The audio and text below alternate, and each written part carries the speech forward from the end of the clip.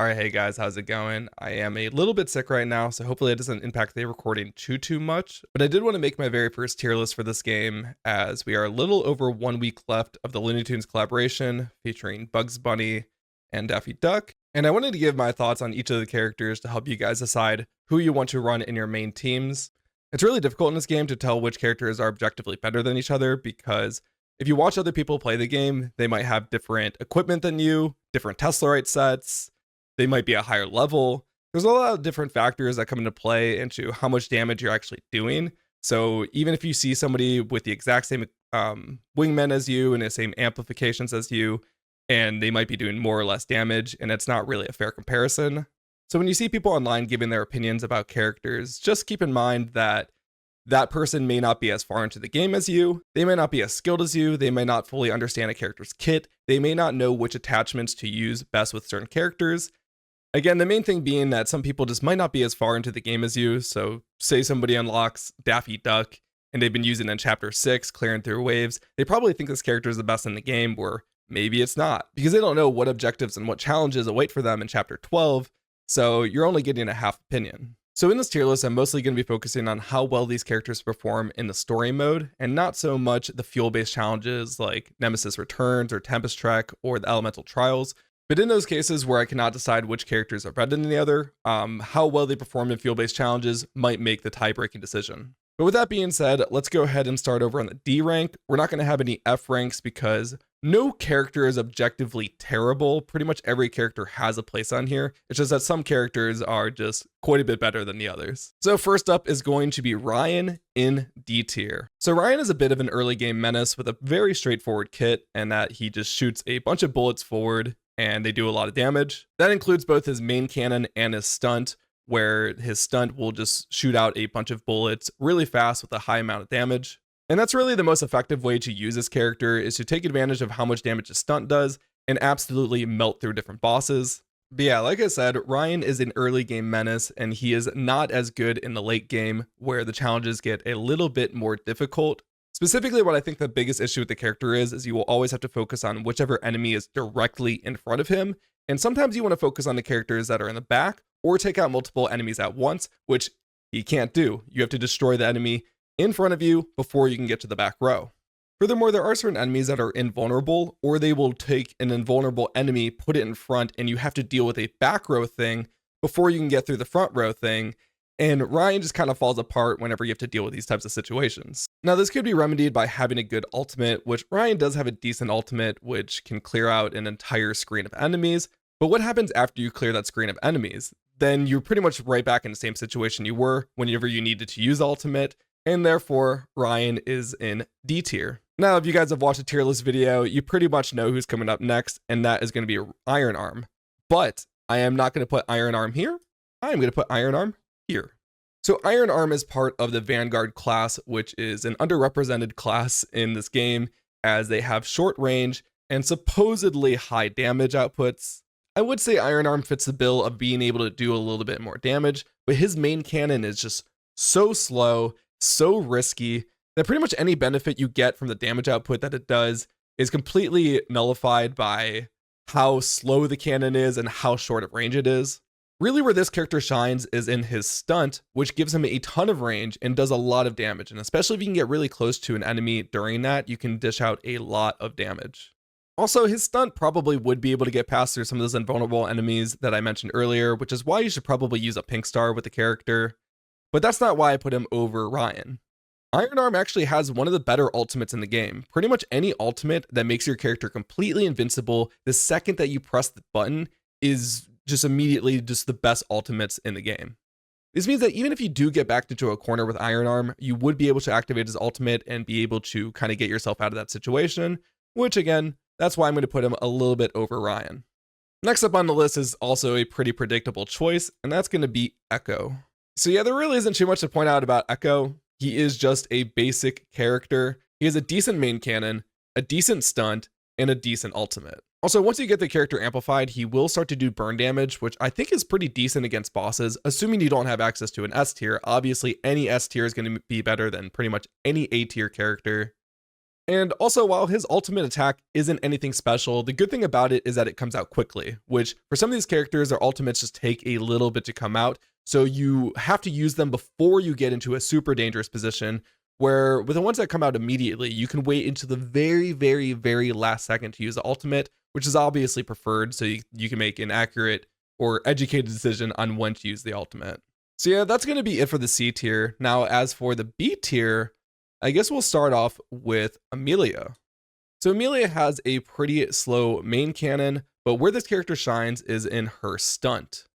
Also, I think it's worth pointing out for this list that every single A rank pilot, we are assuming that they are amplification 6, as even as free-to-play players, it is possible to get these characters to amp 6. So just keep that in mind moving forward. If you just don't think a character is good enough yet, maybe once you get them to amp 6, they will start to shine. But yeah, what I really like about Amelia's stunt is that it does cover just about the entire screen, and it does have piercing. So assuming you don't have any pinks to use for a stunt, you can rely on her ultimate, which again will pretty much clear out an entire wave of enemies, and it will also destroy projectiles that are getting sent at you. This ultimate is also really good for the fuel-based missions, as while an ultimate is active, your fuel meter does not go down even if you get hit. So when it comes to fuel-based challenges, out of all of the A rank characters, Amelia is definitely the best. The only thing I don't really care about her is her main cannon. Maybe some people like it a little bit more, but for me, I like to have a little bit of a faster option.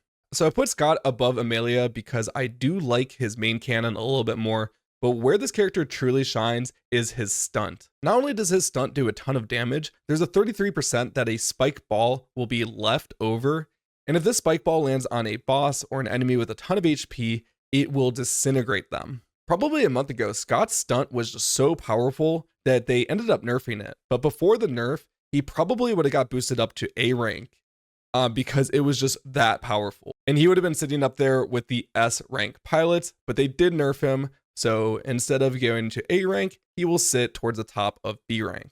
And then lastly, we have my favorite A rank pilot, Charlie. Okay, so I figured I'd just go ahead and load up the game to explain this, but Charlie at amp 3 is really good because after firing 6 baseball shots, the next main cannon shot will be enhanced, and the enhanced shot bounces once upon hitting the enemies. So this amp 3 ability basically works like a built-in bouncer, where you can focus on the enemy right in front of you, and then the football will take out the other enemies alongside you. But on top of that, as you bounce more with the football, you will spawn more of these ghost hounds, which do have piercing, and will take out enemies in front of you as well. So all in all, with his main cannon being better than literally all of the other A tiers, I think that this puts him a little bit ahead of everybody else. He also has a decent stunt and a pretty decent ultimate as well. The stun is kind of difficult to use and you need to sit back a little bit more, but it does do a lot of damage, and the ultimate comes out instantly. So it can completely clear out a screen of enemies just by pressing the ultimate, and it comes out right away. So I think it's pretty good. Okay, moving on, we are now going to be on to the A tier, and we're going to be only having our S tier pilots left. Unfortunately, who I'm going to have to put at the bottom of the A tier is going to be Summer. So Summer is a Vanguard character, and like I explained with Vanguard characters like Iron Arm, they have short range and they're generally pretty difficult to use. I have seen people say online that Summer isn't bad, you just have to get good, I guess, that you have to get used to playing up close and personal with all of the enemies, but that's really not what this is about. It's not about the fact that you have to take a risk versus reward with the character. The problem with the character is that yes, it is a high risk playstyle, but it is a low reward playstyle. The character's main cannon really doesn't do any more damage than Elsa's cannon, but Elsa can sit all the way in the back. But as a way to balance the character, they did make her stunt very powerful, and I will agree, it is really strong and it does do a lot of damage. The first issue is that it doesn't do piercing. This immediately makes Elsa a better character as her stunt has piercing, and you can get through invulnerable objects or characters, whereas this one won't. If you reflect with the pink objects, they're just going to go right into the nearest invulnerable enemy and do absolutely no damage, and they're not going to help you out at all. The next issue with the character is the stunt itself. So Summer's stunt works differently than the other characters, as she basically doesn't have an absorption. She instead spins around once and then will whack the pink objects and send them right back to the enemy, dealing a bunch of damage. In theory, this sounds good, but there are 2 problems with it. The first is that the stunt is really slow in comparison to all of the other absorption stunts, and I'm not sure why it's slower. It should be the exact same speed. And the second issue is that when you let go of the screen, the character does not keep spinning like the other characters do, and she will only do one full rotation. I'm not sure how much slower the stunt is compared to the other characters, but the fact that it's slower at all immediately makes her terrible, especially because her entire kit revolves around the stunt. Her stunt animation being slow means that you have less time to react to pinks, and that the entire time you're waiting for the animation to happen, you cannot move your character. So what exactly happens when you have a situation when there's a pink here and then a pink here coming at you is that you can deal with one, but then you're going to have to back up and give yourself enough space to be able to do the next animation. Now, this would be remedied by if you let go of the screen, the character kept spinning around, then you can make up for that, but she doesn't. So you have to readjust to whatever the pink placement is, and it's just not worth it. Another nerf that they did with the character is that her middle bullet stream would be longer than the rest. So you would do less damage if you were in the back row, but at least you could damage enemies from the back row. But with them removing this, you're basically relying on wingmen, attachments, and also her terrible stunt to deal with things. Now, to be fair to Summer, her ultimate is pretty decent. It does leave her invincible, which, as I said, those are the best ultimate attacks, the ones that leave you invincible. But this character is the same exact typing as Tom, who has an ultimate that's better than hers. So there's absolutely no reason, if you have both characters, to use her over Tom. But yeah, ultimately I was really disappointed with this character. She's basically unusable outside of Elemental Trials, and even then I have Amelia, I have Iron Arm, and I have Tom. So unless it's a nemesis, like if it's an Elemental Trial, I don't even use her. I use Amelia and I use Iron Arm above her because they're amp 6 and she's amp 0. Oh, also one last thing about Summer is that her wingman will make an ice cube spawn on an enemy, and there's a chance that it will turn into a pink object that you can use to reflect. The problem is that the ice cubes are usually way far back on the screen, which means you'd have to move her all the way to the front to be able to use it, and you put her in extreme risk for, again, not a lot of reward. So I think by all metrics, this character does deserve a last spot in the A tier. And I'm like so close to just putting her at the top of B tier because I really just think she's that bad. Every S tier pilot is better than an A tier pilot, no matter what you want to argue. So she will go in the A tier. So the next character on this list is going to be Bado, which if Summer didn't exist, he would be at the bottom of A tier. But because she does exist, he gets to this spot instead. So I don't actually have Bado, as I knew that they were going to end up adding the character to standard recruits. And yeah, ultimately the reason why I didn't pick the character is because his entire kit is defensive, where this is a very offensive video game.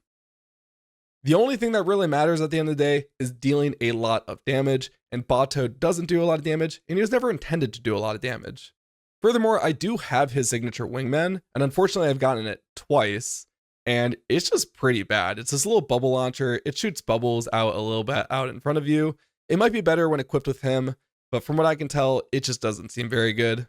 I do think there's a potential for the character to have some synergy with certain teams, especially with his ultimate, as that brings out a bunch of shells around him and essentially gives him a shield. But at the end of the day, why have a shield around you to protect against bullets and whatnot when you could have a pilot that does so much damage that you don't even get shot at, hardly? Like, from my perspective, for a story mode team, you just want to go with characters that do the most damage and will allow you to get through each wave. And I just don't think Bado is a character for it, but that's just me. So next we're going to be moving on to S tier, and I think a lot of people would probably put this character at the top of A tier, but I disagree. So I think a lot of people consider this character to be pretty bad because they're comparing a 0 amp Joey to a 0 amp Elsa. And this just isn't a fair comparison at all because base Elsa gets piercing without any amplifications, where Joey is required to be amp 1 to be able to have piercing added to his drill, his stunt ability. So yeah, I definitely think this character isn't very good if you have him at amp 0. I think he's pretty decent at amp 1, and I think he gets quite a bit better at amp 3. This ability basically randomly spawns a drill. If you just keep shooting your main cannon and landing hits, a drill will spawn. And then each drill that you spawn will restore 0.25% of the ultimate energy, which does add up over time. But all these reasons are not why I think the character is really good. As you can see, I do have the Joey outfit, which I know a lot of people ended up passing on, and I initially was about to pass on it, but I've gotten four Joeys from standard recruit. I've gotten extremely lucky. I haven't gotten any wingmen, and I just kept pulling them. So I was like, you know what? If the game is going to give me essentially free Joeys back to back to back to back to back, you know what? I might as well get the outfit. And I think that this outfit might be what makes him really good. But there is a catch, and that is the Fortune's Edge ability. So the outfit that he has boosts the critical rate chance by 5%. Now, if you can somehow get an entire legendary Fortune's Edge set, you get this ability right here, which increases lucky shot chance to 6%, which with the outfit would then be 11%, and damage bonus to 200%. Lucky shot instantly kills all monsters except for bosses. This means that even if you have a dramatic CP disadvantage, that if you have the Joey's outfit with this, you'll have an 11% crit chance. And even if you're to the point for some reason you're doing literally 0 damage to enemies, as long as you hit that lucky chance hit, that 1 in 10 shot, you will instantly kill enemies. With this combined with his high fire rate and the way that he fires diagonally, I think this would make him really, really, really powerful. And I think that's why he deserves his S tier placement, despite some people thinking that he shouldn't have it. And lastly, on Joey, he also has a pretty good ultimate, which does make him invincible, but I would say it's one of the least useful ultimates. The issue with the ultimate is that the way that you essentially charge it, not literally charge the ultimate, but the way that you get the max usefulness out of it is by using his stunt, and then you get these 3 little drills next to his character. Once you have 3 drills, he will do all 3 drills forward with his ultimate and deal all of the damage. But the problem with the character is, why does he have this in the first place? Really no other character has this where you have to do certain things in the game to get max usefulness out of the ultimate. I think this would also be an issue with having the character at amp 6 because you don't want to use the ultimate right away until you get it to full power. So you do start with an ultimate right away, but you can't really use it. At least you can't use it at its max effectiveness. Also, one thing to note about the invincible ultimates is that some of them bring you back to the screen and you get a couple of invincibility frames to use afterwards, but Joey gets none. And that is the same case for Jerry whenever we get to him. But you have a very small amount of time for when the game places you back in the center of the screen to move your character, and hopefully there's not something to hit you then, which can kind of suck. Other than that, the ultimate is really good and it can save you in a pinch. So next up is going to be the character Asher, and honestly, I do not have this character yet. I have been looking around for some Amplification 6 gameplay of the character with some wingmen on them, and I just haven't really been able to find anything posted on YouTube yet.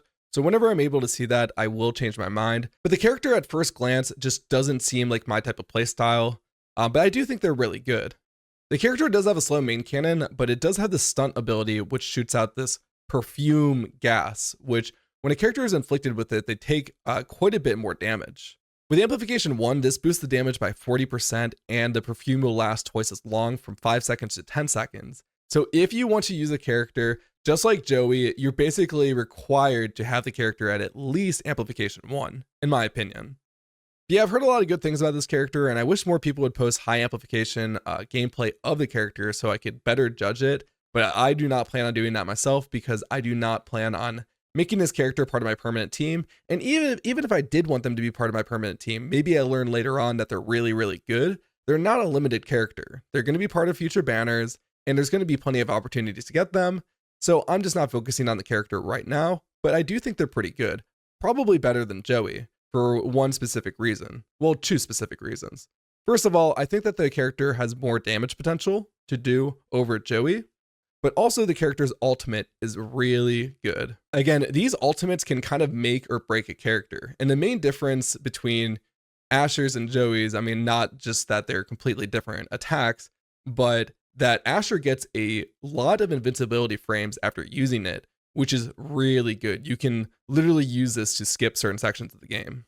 So pretty much on the basis of just a little bit more damage and the ultimate, I think that puts him a little bit above Joey, but we will see how the character develops, and maybe I'll have my mind changed later on.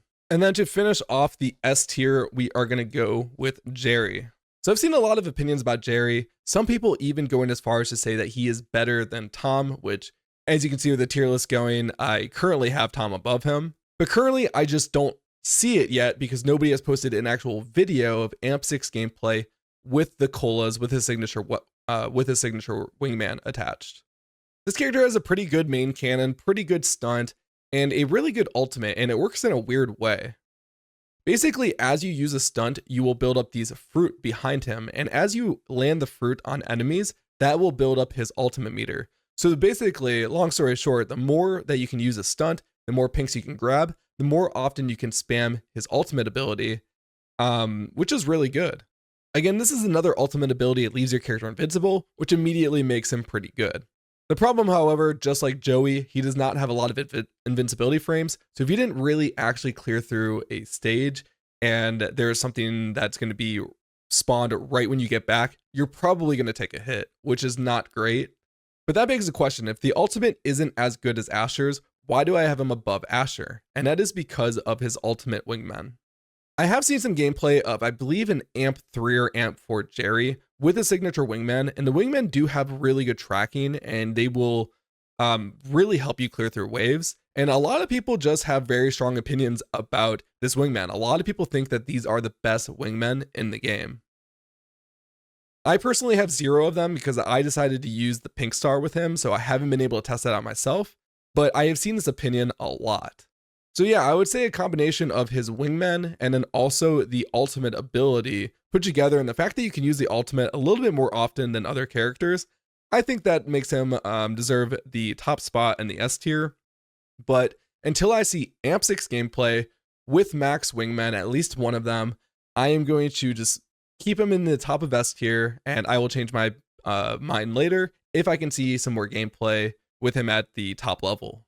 Okay guys, now we are finally getting on to the SS tier. The character that I am going to pick to start this off, again, we were talking about story mode, that's going to be Elsa. So without a doubt, Elsa is definitely the free-to-play character. She is the best character to play if you are a free-to-play player, no doubt about that.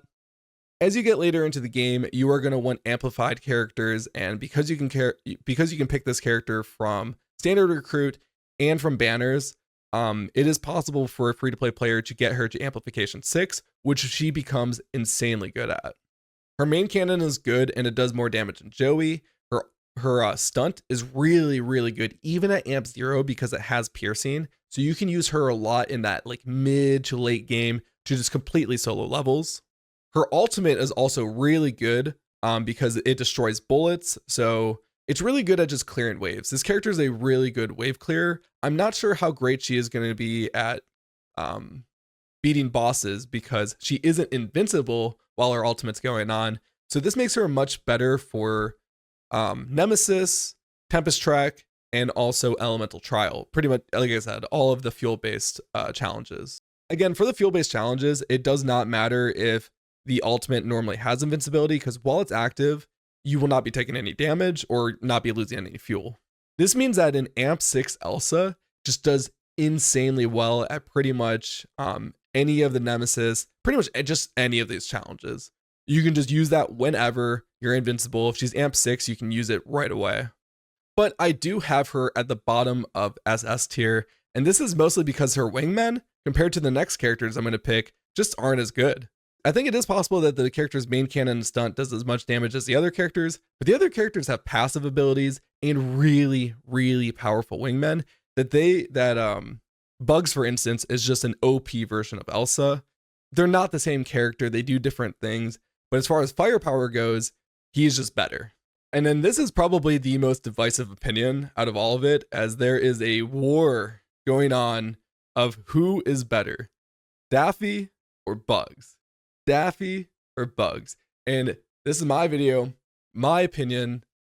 I think that Bugs is better. So we can go ahead and put both characters over here right now, and I will get into my thought process behind this. Keep in mind that out of this entire tier list, these two characters might be the closest in terms of strength. They might even be, you could even argue that maybe they're equal. It's probably very unlikely that they're equal. From what I've noticed is that which character people prefer really comes down to playstyle. So to add a little bit of nuance to the discussion, if both characters are at AMP 0, which if you're a free-to-play player, I would recommend probably keeping the characters at AMP 0 and more so focusing on Elsa, because you're not going to be able to improve them later, and they'll kind of become defunct party members compared to some of these other characters that will be coming back later. With that being said, at amplification 0, I think Bugs Bunny is better than Daffy. Now at amp 1, this changes. I think that Daffy then becomes the better character over Bugs. But at amplification 6, with 2 max wingmen, I am still completely undecided on this. But to further go into explanation, the amp 1 ability for Daffy is that it will have a passive where this water bottle drops, and this splash bar is pretty much mandatory to make Daffy useful. This is the main difference between the characters, is that Daffy is much more, you're required to have resource management when playing Daffy, and with Bugs, it really doesn't matter as much. So if you're curious what Bugs' amp 1 ability is, basically he already has a passive where he drops down his Acme firework pack, but if you get this amp 1 ability, it will just spawn another right after you grab the other, and it doesn't really change too much whatsoever about the character. It's just a slight DPS increase, where with Daffy, that amp 1 ability seems very mandatory to make the character usable. Also at amp 6 with Daffy, I've heard that the character's splash meter stays full pretty much the entire time, and I have watched some gameplay of this, and that seems pretty accurate. So there are a handful of reasons why I maybe don't think Bugs is better than Daffy, but why I prefer him over Daffy. Again, which character most people think is better is really going to come down to playstyle. So the issue that I have with Daffy's kit is that it heavily relies on pickups. You have the wingmen, which drop these shuttercocks, I believe that's what they're called. Basically, you have to collect these so that it adds charges onto his wingman, and then whenever you use his stunt, the wingman will target onto whichever enemy they pick out, I guess, and will hyper target on them and pretty much just wipe them out. Bugs Wingman actually does pretty much the same thing. In fact, what is most broken about Bugs is the wingman. Basically, when Bugs does his stunt, it will not only just shoot out these rockets, but also the wingman will go freaking crazy and shoot out a ton of bullets that all have tracking, and the rockets have tracking too, and they will just go target out any enemy that is closest to you that is still alive. So if some of the bullets go through and hit a certain enemy and kill them, then the rest of them will redirect to the next enemy in line. It is insanely powerful. But again, the reason why I like Bugs over Daffy is because he doesn't require having to pick up those feathers. You can do this at any moment. It doesn't require any resource. Furthermore, Daffy's wingmen only activate whenever you use a stunt, whereas Bugs is shooting out pretty much all the time. If you don't have a stunt to use, it will just shoot out basic tracking missiles until you get a stunt, and then they become super powerful. This kind of becomes an issue if you have a drought on pink objects. I feel like Daffy is a lot more difficult to use, and Bugs becomes a lot more difficult to use if you don't have pink objects either. But again, the wingmen will just keep shooting. I feel like Bugs does a really good job at not needing any type of resources. His base kit is just so good. The wingmen are so good that even if you're just using the main cannon with wingmen, you could deal with most issues. Also, if you're in a spot where you're dealing with enemies behind you, I think that Bugs just deals with these situations a little bit better. In those situations, Daffy is pretty much required to have feathers picked up, and then also to be able to use a stunt so that the wingman will target the enemies behind you, and that's really the only way he's going to be able to deal with that, unless maybe use his ultimate.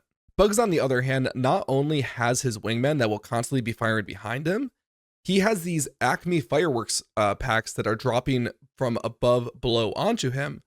So if he grabs those will shoot out fireworks underneath him and also be able to deal with those enemies that are below Bugs. I think maybe if one character had an ultimate attack that was significantly better than the other character's ultimate attack, it would be a lot easier to pick which one is better than the other.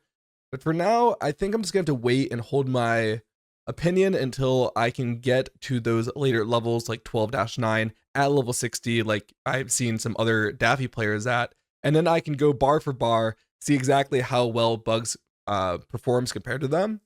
But until I get that far into the game, I just can't put one character over the other. I'm just slightly biased towards Bugs. I think that he's better for more situations, but Daffy is an absolute monster. Again, these characters are all the way at the top of the tier list for a reason. They're both amazing characters. You really can't go wrong with either of them.